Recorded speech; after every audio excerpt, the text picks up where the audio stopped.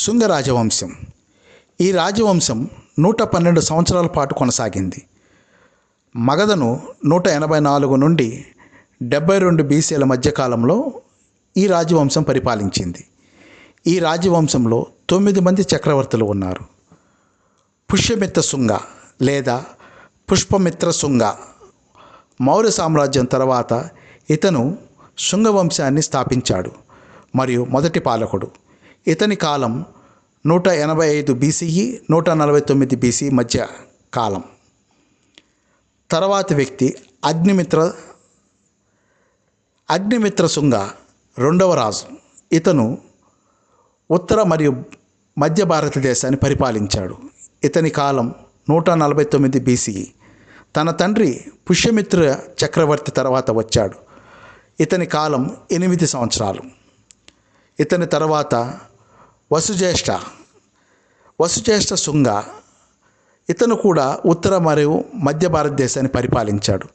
141 బీసీలో ఇతను తన తండ్రి అగ్నిమిత్ర మరణించిన తర్వాత పాలనలోకి వచ్చాడు. ఇతని పాలన సరిగా నమోదు చేయబడలేదు. అందువలన ఇతని గురించి చాలా తక్కువ సమాచారం మనకు తెలుస్తుంది. 4వ వ్యక్తి వసుమిత్ర శుంగ. ఇతను 131 బీసీ నుండి 124 బీసీ మధ్య పరిపాలించాడు. ఇతను అగ్నిమిత్ర కుమారుడు మరియు వసుజ్యేష్ఠ రాజు యొక్క సోదరుడు.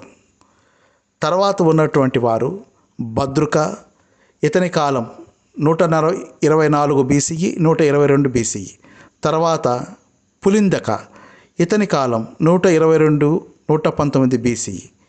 ఇతని తర్వాత ఉన్నటువంటి వ్యక్తి పేరు వజ్రమిత్ర లేదా ఘోష. ఇతని కాలం 119 మరియు 114 బీసీ. వీరిని గురించినటువంటి సరైన సమాచారం అందుబాటులో లేదు. భాగభద్ర శుంగరాజు.